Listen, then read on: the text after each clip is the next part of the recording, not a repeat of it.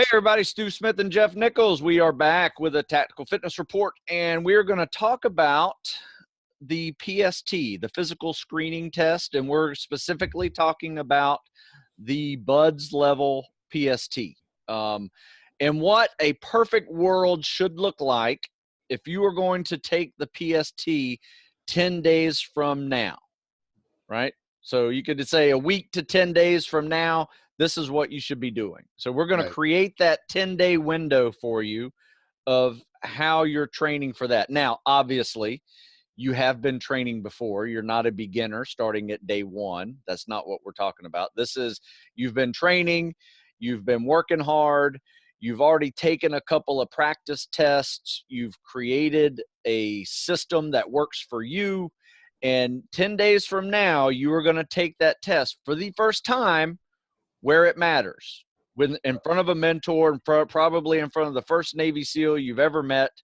And this is your ticket to get into the training, right? Yep. So let's start it from day one, 10 days out. Jeff, it's up to you. Yeah, so that, again, just to reiterate just very briefly, this person that we're talking about in this perfect world, this male, female, whatever, this person's been training. Let's just say, for example, for the most part, they've been heeding the advice of Stu and I, hey, do well in your PST, prepare for BUDS before you go see that mentor. So that process has been done. Like, we're not talking about how this person spent the last year specifically. We're just saying this person's been following a pretty good program. He's been showing consistent benefit and improvement over that program.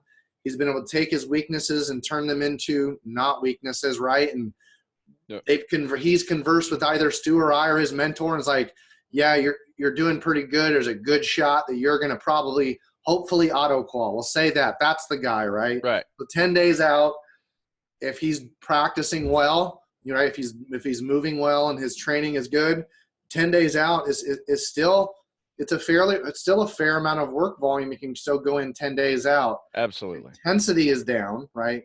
So when I say intensity is defined by the weight of that mass, whatever you're moving, right? We're not lifting heavy at all. Right. We're not doing weighted pull-ups at this point. We're not doing a whole lot of resistance work. We're really concentrating probably on a decent amount of calisthenics, maybe some suspension work, some band work, and or you're in the weight room probably doing some total body work that's really meant to stimulate, right, and not break tissue down. Right. So that's kind of like where my 10 days, again, it's like what we're trying to do is go into, that 7 to 10 day window. We're trying to go in as healthy as possible. Yes. Not as, okay, I got to keep training. Because here's the reality. At that point, 7 to 10 days out, you've got what you've got, right? You have improved as much as you can over that last 6 months, 8 months. So that's a really screwed up thing, is you can be training perfect. Like they were saying, this young adult's training great. Well, he could get a hair in his ass like a lot of people do and start training harder leading up to it.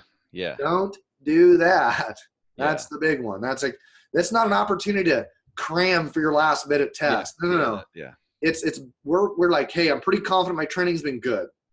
Now I'm going to make sure I'm going in healthy. So basically I tell people that 7 to 10 days out, act like you're sick. Feed yourself the appropriate food. Get to sleep. Don't overtrain. Like, I'm going to go for walks. I'm going to do some band work and suspension work on some body weight stuff. I'm going to work on my tempo and cadence, but I'm not going to work into fatigue.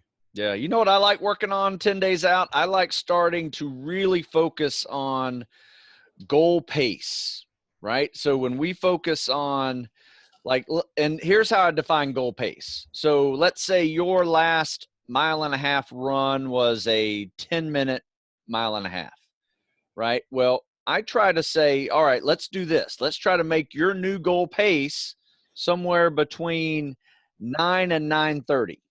Right. So that means you're going to drop all your running intervals. So it would match that zone between 9 and 9:30. So now your quarter miles are going to be between 90 and 95 seconds. Right. And so you're just trying to muscle memory. I hate that term, but you're just trying to get in the groove. So, when you start running that 1.5 miles, that your arm swing, your stride, your breathing rhythm, all of that is in sync with a 9:15, 9:30 run, right? And you've worked hard enough to where you can maintain that for 5 more laps. Right. Same way for the swim. I like, instead of doing hardcore sprints and just burning yourself out, let's pull back a notch and let's try to get that. My favorite is that yard per second pace. Right. So you're going to go yard per second, whatever distance you're running or swimming, you should be a yard per second, 50 yards, 50 seconds, 100 yards, 100 seconds, 500 yards, 500 seconds is an 8:20. That's a solid, good swim. Yeah. Can you do better than that? Sure. If you want to break 8, hit sub 48 every 50, and you're going to be able to do that. But, you got to also know what's good enough. Yep. Right? What is good enough? Do you want to try to waste all your energy and try to hit a 7:30 on a swim, right, for your next thing when you already know your weakness is pull-ups and running, right? Let's pick our poison here and figure out, all right, so if I do an 8:20, that'll still put me in the top 10% of the swim.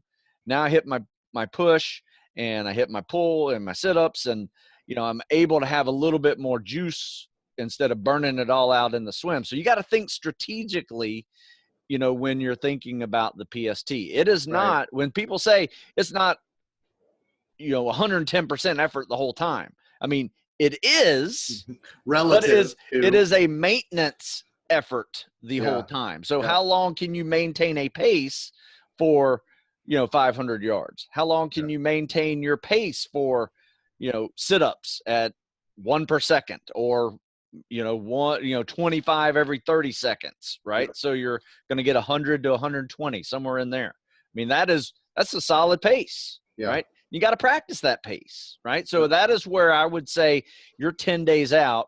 You should start really kind of pulling back on, like Jeff said, any heavy weights, high level, high intensity sprinting, and pull back on, try to just keep your lungs open with some goal pace activity.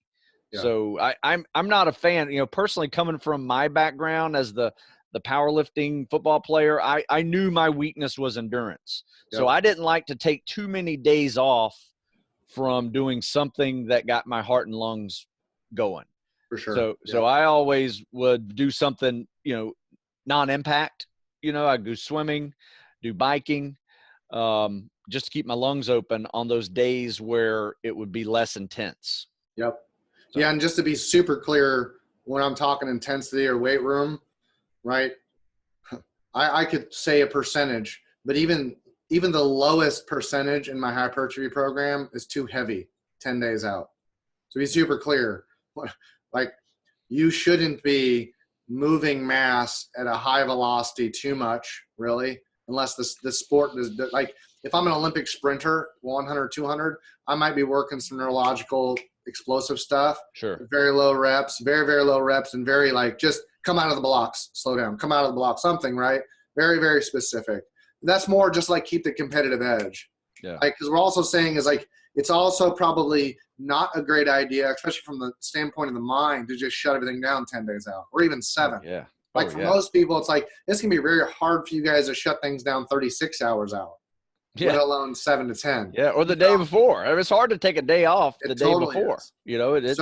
It's really just feathering how much intensity. But again, really what we're looking at is, the question is hey, of 10 days out, we can put some work in. But if you're even risking fatigue, real fatigue, oh, I got out of breath and started swimming with it. No. Tired. We know the difference between tired and fatigue, right? So that is what you're trying to eliminate. You're eliminate additional stress that your body has to heal from. Yeah. You can put stimulus, right? Go for a nice little jog, go for some lift. You're not going to break the muscle down. You're just going to continue to reinforce the idea of, hey, I still need to feed myself in this state of lower demand. So that's kind of what my transition next is physical activity gets drawn way back. Yeah. So volume and intensity drops, but goal pace is the focus. It's skill acquisition and goal pacing. It's hey, if I'm going to get in the pool, I'm just going to really work on getting into the wall, push off the wall, glide, stand up. turn around, try that again or something. I'm gonna start really dissecting the skills that I need to do on the PST. It's a good point, because you're going to do that 20 times in a 25-yard pool. So, so you can, if you start working on cadence, work on some of those turns, you know, a little bit, just again, then it becomes stretching a little bit, get in the water, offload some of that gravity. Like that's mobility days. Absolutely. So that's what we're looking at, 7 to 10 days out, right? You know, really that takes us, so covered the back end, you know, I'm really not doing much of anything. This really for me is remaining till about day 5 days out. Sure. Give or take the person, right? And maybe even a day off in there too. Totally. Like complete day off where all you do is walk and work, maybe some yard work.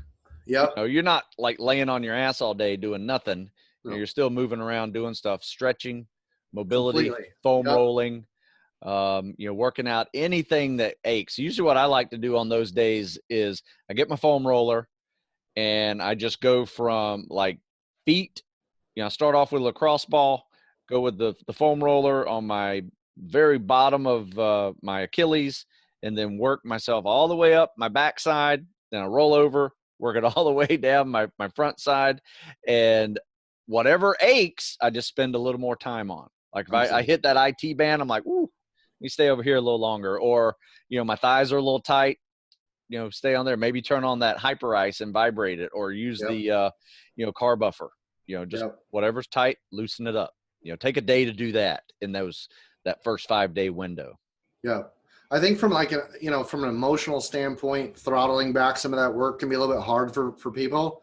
But the fact is that you'll get more benefit doing that, right? Taking time off, or intensity, dropping that intensity off. Because what people have a hard time is this, is like, you know, leading up, you know, the 6 months prior to this, they have allocated this time each day or multiple times each day. This is when I always train. So now you've throttled back your work, but you still have those time blocks going. Usually I'm in this working. So a lot of people just kind of fall back into that work, and volume goes up, and they never really heal. Yeah. So just be very aware of, like, you're going to be in a routine. Routine says work hard these once or twice, 2 a days. But now you're 7 to 10 days out. Your body's saying train hard. And your mind is going, no, I got to throttle back. Yeah.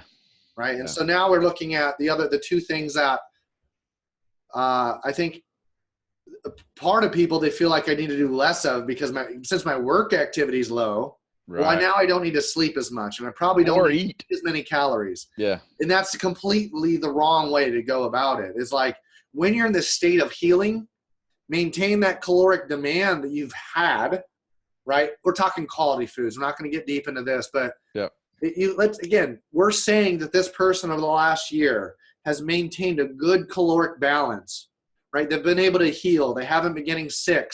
Their weight hasn't been going up and down. It's just been steadily going up, or it's been maintained. And at times it goes down a little bit because work capacity changes.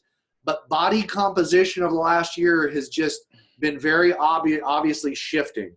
So what we don't want to do is, like, I'm 10 days out. Well, I'm not working out. I'm going to cut away food. No. Continue to eat as if you're training that 7 to 10 day window. And then on the next piece is sleep. You are not going to be like, well, I'm not working as hard, I'm going to stay up. No. That's when you continue to sleep more. Eat, maintain your dietetic balance over that 7 to 10 days, whatever, when you restart your taper, and try to sleep more, 10, 20, 30 minutes more a night, maybe get an extra nap. Don't do less sleep or less food, because you have less training leading into the taper, right? Normally, in a non-competitive state, you might taper your food and sleep, maybe not sleep, maybe some food, right? Depending on, especially if you're a boxer, you're trying to make weight, you go into your taper, your workload goes down, trying to heal them. They may not bring their dietetics up, especially if they only have 3 pounds or something. Right. That's the exception where sport doesn't apply to the Bud student or the Absolutely. There are no weight classes at Buds. So just throw that out about, oh my God, I'm going to get, if it's 7 to 10 days out, you're worried about the way you look, you're in the wrong fucking program. Yeah. How about that? We'll just say that. If you're worried about your 6-pack and your aesthetics 7 to 10 days before your PST, you're in the wrong world. Yeah, don't be scared of carbs. 100%. That's why it's like, well, Jeff, you said that, like, whatever they put on your plate, buds, it's a competition. See who can eat the most. How about that? Like, that's when you're at Buds and you can just like cram food in and go, let's go run. You're a good place. Because that's what's going to happen to everyone that graduates Buds. At some point, they're going to be like, shovel food in. You got 7 minutes. I just consumed 1,300 calories in 7 minutes. 15 minutes later, I'm on the beach at the O course climbing. Literally. That's going to happen, folks. You will literally run. Your warm-up will be from the cafeteria to the O course. Yep. That'll be your warm-up. It just hopefully you're standing there in tension by the time the ambulance and the cadre get out of the O course. Right. That's it, man. You have 15 minutes to eat and get to the O course. And it'll happen. Lost comms. I can hear you still. So that's the thing is these things we're trying to get you all to do isn't just like, hey, this is opinion. People ask me all the time, what do I wish I would have done better? I wish I would have had this going into first phase. I finally got it, after Hell Week. I finally was like, oh, yes, the instructors are following a script. Yeah. I'm just one of the cast members, but they haven't given me the script. Yeah. I tell you what, I wish foam rollers had been invented when I had gone through. For sure. Yeah, I didn't freaking lifesavers. It's crazy because, like, as a college athlete, I never was exposed to foam rolling. Yeah. Because honestly, it was the athletic training world was kind of new to them, and they hadn't bridged that sport thing yet, and how athletic trainers are equally beneficial, and there's that trade-off. But now you can't go to any department store without finding foam rollers in their fitness section. So yeah, 100%. Yeah. Right. I think some of the guys that I know that have trained with you primarily have always have messaged you back, and it's like literally every single room in Buds has either or and a foam roller, a ReRB car buffer, and a Normatec. Like at least one of those, if not all three, in every single room. Yeah, it's funny. I see all these ReRB car buffers sitting on bunk beds at Bud's pictures. I'm like, yeah, look, awesome. Word's getting out. So that's kind of my rant, guys. Is like the 7 to 10 days prior is the opportunity to let your body heal. So all the work you just put in, it can express itself in its test. Yes. Not just express itself in its test when you're too tired. I'm going to take it to a next level here real quick, because that is a perfect world, right? And if we could do that, and then, I would say the day of or the day before, let's take a real easy day, maybe a little mobility day. I don't like taking full days off. I just feel like, for me personally, I would rather just get my heart rate up just a little bit, but not necessarily work my muscles to a point where I'm exhausted and I don't recover for the next day's test. But, I like getting my lungs open, whether it's some hypoxic swimming or, some biking with maybe Tabata intervals, nothing too crazy, but just, opening my heart and lungs a little bit to get them moving. So easy day though, easy day prior. How about food the day prior? Yeah, I mean, for me, my personally, I'm not going to change anything. Yes. Honestly, like a day before. So, but I know your point. So number one answer. I'm going to say, so Stu's question was like, what are you looking at the day before? My answer is going to be, well, what I ate the day before in terms of its routine has been going on for the last 4 months. Absolutely. Don't try something new just because you heard like this goo powder or whatever is going to make you faster. Don't do that, because you could be throwing up in the middle of your PST because your stomach doesn't agree with you. So never try anything new the day of the test. No. And that's why Stu and I have said over and over and over and over again, and for those of you who haven't heard this, all of these pieces of dietetic advice and these little like, oh, car buffer, oh, foam roller, oh, honey, oh, like whatever, pro gut health. This is stuff to try early on in your training. Yep. See how receptive you are to these new implements, these new foods, these new supplements, because you don't want to get like the person that is projected to win the New York Marathon or the Highland Games World Championship or the 4x100 or what Major League Baseball that just started. They're not starting day one with brand new unbroken in equipment and shoes. nor are they going in with an untested meal plan, or they're not also not going into these events with a kind of like, I'll just sleep when I'm tired mentality. Yeah.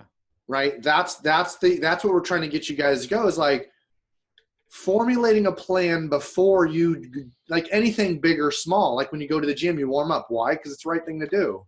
Right. That's what this 7 to 10 day is. This 7 day out is a big warm up for day one. Yep. And you know what you do? You take notes, right? Yes. You take notes on your workouts. Like, you know, when you took whatever let's do this. You know, think about the last month prior to this test.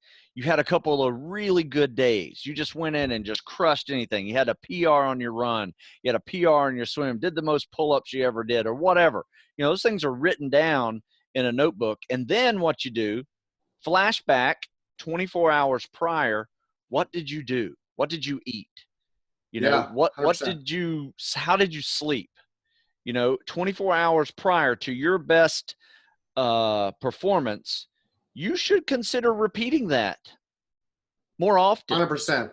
You know, this is exactly why Naval Special Warfare says when you're in diving, whatever water conditions you're in, you write what equipment you wore, how thick was your wetsuit, what was the current, what was the air temperature. How much weight did you need to balance yourself? Because you're not going to be able to remember that stuff 4 years later when you're diving in similar. Because I wonder if I was wearing the 351 or the 357. Like I can't remember. Yep. And then you get in the water and go, my buoyancy's way off. And if you don't do that, because what's going to happen in the team, they're going to spring a real world mission. Oh, you haven't dove in 4 months? Now you have a real world mission off the coast of Somalia in a fucking 3-knot current. Like, oh shit, I don't want to wear a 7 mil wetsuit, which all I've ever dove in Washington State was a 7 mil wetsuit. Yeah. I don't want to dive in a 7 mil wetsuit when the water is 91 degrees. No, you don't. In a 3-knot current, you'll die, right? So it's like we're being extreme, but these are the sort of things, like on an extreme case, which is even more magnificent. If you get a chance to watch the movie Free Solo, it's on iTunes. It's the man who was the first and only person ever free solo ALCAP. Oh, wow. And what he did, he has Asperger's, like he's legitimately Asperger's, and so is his father. But he literally, so you can imagine, it's a 3,300 foot sheer rock face. He literally hand wrote every single day he climbed, exactly step by step, hand by hand. It's like left hand reaches to, and he's labeling these people in the stone. And then it says like thumb over thumb, lock in, extend with left foot, karate kick, post, squeeze left lat, shift, palm left hand. He wrote every single day, every single grip hold, all 3,000 feet in a notebook every day. That's incredible. So granted, he's in the sections that he'd worked 4 or 5 hour sections. He'd do it, come back down, write his notes. Do it again, come back down, write his notes. Over and over. He did it for over a year. Wow. So it's like, okay, yes, got it. He's Asperger's, but you understand you're going to find team guys in the community that are doing about, oh, this is what I wore on the range today. This is how I shot. Yep. This is my like a lot of my skydiving logs are very, very specific, right? Yep. That's why write it down. Write your stuff down. So the day before should be nothing new to you, right? That is, in a nutshell, should be everything that you've always done to perform well, and you should know how your performance is going to be because you slept this long, you ate these foods, and you've hydrated this much and all this stuff. Now, how about game day? Anything specific on game other than, do specifics? I personally, for me, I like to eat something kind of light, especially if it's in the morning. Maybe a banana, something like that agrees with me. Maybe a little bit of, some kind of protein in there. Maybe a piece of peanuts, peanut butter or something like that. Something very gentle. And then I'll carry with me some form of carbohydrate drink because I know if I'm putting out, I'm going to go anaerobic. And I'm going to be burning a lot of blood sugar and glycogen. So I like to be able to quickly post some of that stuff in there, whether it's through a piece of gum, during push-ups and sit-ups, or it's through sipping some Gatorade or juice or something that has some sugar in it, real sugar, not fake sugar, but real sugar that can just give me that little extra kick on that 5th and 6th lap of the mile and a half, because I've done too many PSTs in my life, you know, either post buds, pre buds, currently in the last 10 years. And I know when I fall off, right? I can hit that mile mark of the mile and a half and just really downshift because I can't keep it up anymore, you know. But, you know, through some sipping of, you know, some sugar water throughout the PST. And like I said, if I took a whole Gatorade can with me or a bottle, you know, I might only be halfway into it by the time I'm running, and then I drink the other half after I'm running. But you don't want to drink a whole bottle during a PST. It's just going to slosh in your stomach and make you sick. So I have a plan for this. Is my plan 3 days out. This is just kind of what I share with people, and this is what I did. This is what I still do when I'm going to go do something physically that I know I need to prepare for in the morning or time. Because here's the thing, most all of you will know when your PST timing is with your mentor. You'll know it's like 7 o'clock, 8 o'clock, maybe noon, whatever. You're going to know that. I really hope you're going to know that. That's something that shouldn't be kept secret. Right. If it's being kept secret, I would really question. But again, that's a whole topic. Yeah. So 3 days out, I'm going to choose exactly what I'm going to eat pre-PST. Why? 3 days out, I'm going to start implementing it. I'm going to get up the same time I'm going to get up for my PST. My PST is at 8 o'clock and I got to drive. My ass is getting up 3 days before at the time I need to get up. I'm going to start sipping on what, like Stu is saying. I'm going to go outside. I'm going to get myself in my PST positions, knock out a couple push-ups in the position, right? Move on. Do some pull-ups. I'm going to simulate these micro PSTs to see how my stomach reacts to how I'm going to fuel it. Moreover, by the time I get to day 3, I've already done it 2 days in a row successfully. I've been able to avoid GI distress. I've been able to understand because here's the thing.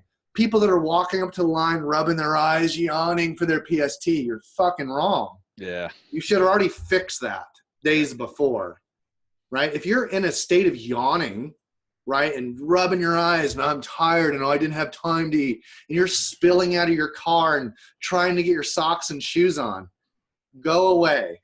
Go try it some other time because I don't want you in my team. Yeah. You know, it's like if you really, really want to be successful something, set yourself up for it so there's no guesswork, right? Yeah. Guys, the NFL Combine, you know, just kicked off and finished a while back.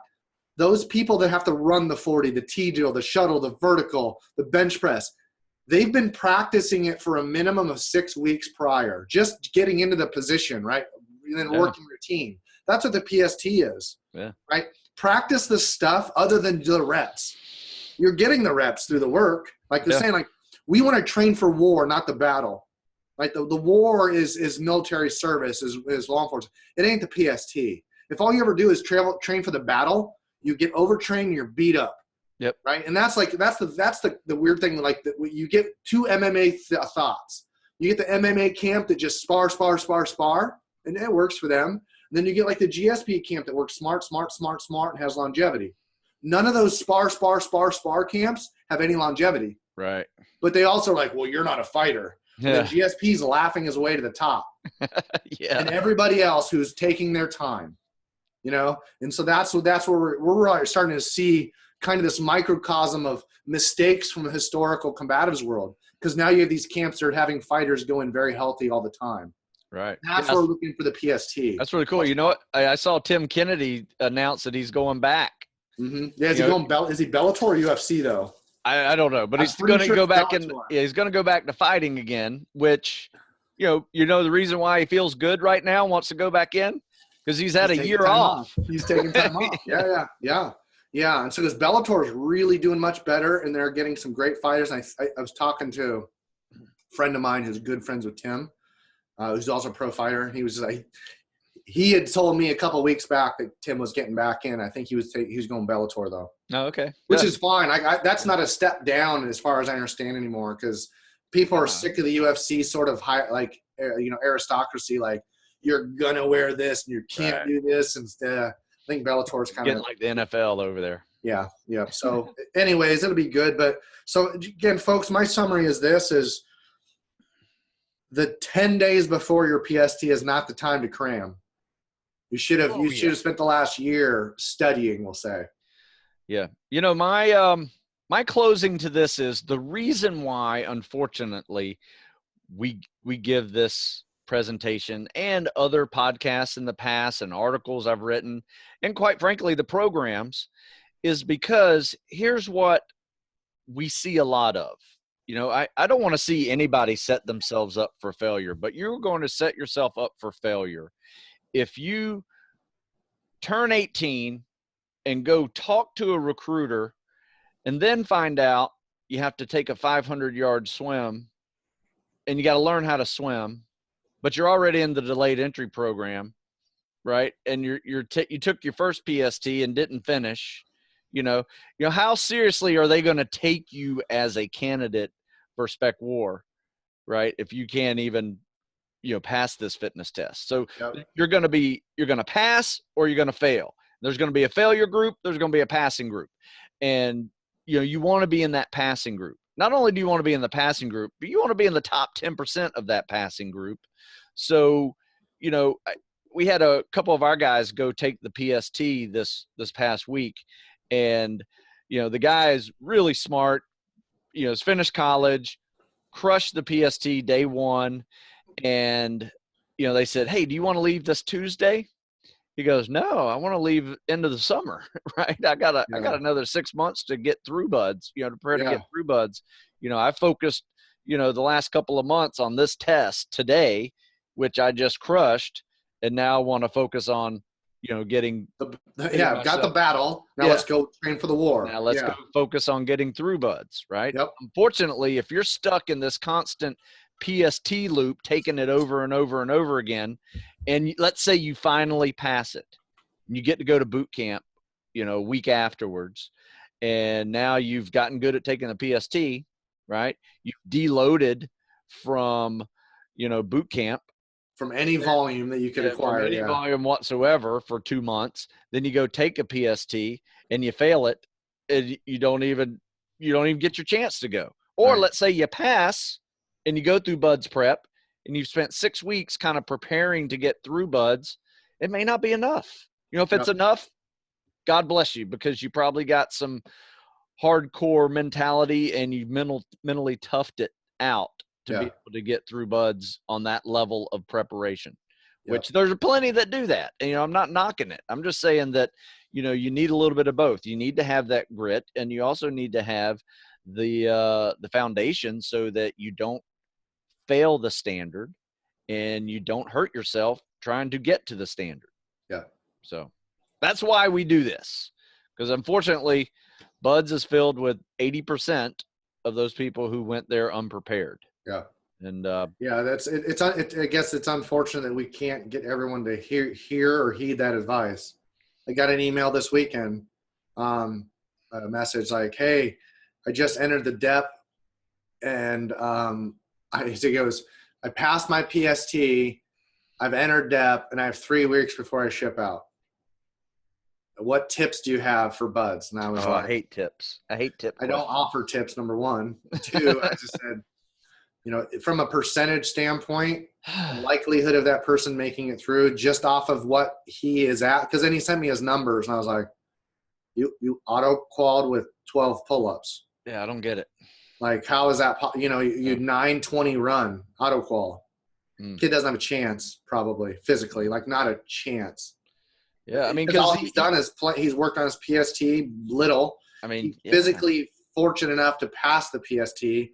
He goes off to boot camp for 9-10 weeks, and now he's got to learn how to prepare, get volume, right? Well, yeah, and plus that, the 500-yard swim turns into 2-mile swims with fins. And that 1.5 miles turns into a 4-mile run every week. Plus, platoon runs or class runs on soft sand. And, there's a lot more to prepare for than the test. And it's, in a perfect world, this test would prepare you for these things, but it does not. Reality means you got it. Phase 2 of tactical fitness is preparing to get through the training. And that is a significant amount of time. And I will tell you this, eventually, if you crush that PST hardcore, right, and now you're focusing on maintaining the PST score, but also getting through buds, then you're next PST is no big deal. It's just another workout.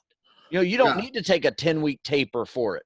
You've already crushed it. Now you just got to go there and just do a little bit better, right? And it's there. Maybe take a little bit of an easy day the day before, but that's it. Don't let a PST ruin your prep. Yeah, that's there's so much focus on the PST that it inhibits the PST. By nature of what's being done physically, what's being asked, maximal this, do as many as you can within an allotted period of time. That mathematics does not allow for much error at all, especially if you're doing it on a weekly basis. There is you've gone beyond the margin of no error. If you're doing a PST every week or more than once a month, you are 100% without a doubt in diminishing returns. That's it. That's the reality. Like if you are being asked or being told or being forced to do the PST with any sort of regularity, then they certainly are not doing what's best for you, period. Now, you may have put yourself in that position. Right, because you constantly failed it. Now you got to show up and take it every week until you pass it. So let's be that's super on you. Clear. Like I'm not spitting venom at the mentors. No. You as an 18-year-old adult have got to know that. Like they're there to facilitate a test. Yes. That is it. Naval Special Warfare is not using these mentors to formally train you all. Now, there is I'm not saying that they're not. I'm just saying you understand these men are trying to get you to buds. Yes. That's their job. That's it. Mentor you, get you to boot camp, right? To get to the buds program. Their job is not to babysit you and handhold you. Yeah. I will say this, Jeff. It is 10 times better than it used to be. True. Because there used to be no mentor there that even gave you a PST. Your first PST was taken at buds. Right. Or no, sorry, at boot camp. When you got there. Same idea. I took mine on day 3 of boot camp. Right. There was no second chance. There was 4,000 of us that had opportunity to take it. 4 took it. 3 passed. Right. So, and the thing is so it's a better system than it was. Right. From a standpoint of giving you guys opportunity, it's a far better system. What you guys are not doing is making the system better, thinking, oh, these guys can handle the 6,000 guys a year that want to be SEALs. That's what they can't handle. Right. Right. And that's not their fault. That's because 65% of you, or whatever the number is, are showing up ill-prepared and expecting these 2 men at Great Lakes, 3 men at Great Lakes to get you all in shape. It's not going to happen. You have got to take the initiative prior to the mentor. Absolutely. Not after you've met the mentor, not prior. So we've said this, and this is the last I'll say. Give the mentor an opportunity to help you by exceeding the PST standards prior to introducing yourself via handshake. Absolutely. That's the number one piece of advice right there. Yep. You got to be prepared when you go into these things. And, and I've seen it long before, I've seen this in the 90s. I remember guys would think boot camp's going to get them in shape for buds. It's not the job. Right? That's not the Navy's job. It's not the Navy's job at all. I mean, sure, the United States Navy's job is not to prepare you for buds. Right. I mean, think about it. I mean, if you're really just a basic sedentary person, boot camp will get you in shape, right? But if you're hardcore, getting ready for buds, boot camp should be a 8-week deloading phase where you're going to get a little bit out of shape. Yep. You may lose a little bit of weight, and if you're lucky, you may even come out running faster because you're a little lighter. Yeah. But still. Right. So that's why we're also saying the last piece is, I guess, we're saying treat yourself, get yourself healthy before your PST. That's what Stu and I are going to talk about kind of next time. It's hey, what does your healing process post boot camp, graduating, getting in? So how do we help the buds mentors at Great Lakes as students? Okay, you've passed your PST. You've gotten through boot camp with just minimal sniffles and a little bit of fever and some antibiotics. You kind of got through. So this is what we're going to talk about probably next time. Is okay, Now you're through boot camp. The guy that we're talking about, he made it through boot camp. He had a little bit of sinus infection, dropped some weight, didn't get the stimulus. What does this person do with sleep and eating and training to help the guys that are good teachers at Great Lakes, to help you? Like Jerry Maguire, help me help you, all right? Yes. So that's kind of where we're going with this too. Is like we're not trying to create friction for these mentors in MSW. We're trying to get you guys to understand, make their job easier. Yeah, that's it. All on the same team here. Yep, 100%. So, all right. So, Jeff, until next time, we'll hit something. Maybe take this student to the next level. Yep. Maybe even break it down on like all the different things you can do, on the weekends at Buds to help yourself heal. 100%. Yeah. So that's what we'll do on the next few podcasts. So you guys listen up and watch our channels, and you'll be able to see what's up. We'll be back. All right. Thanks, Jeff. Thanks, dude.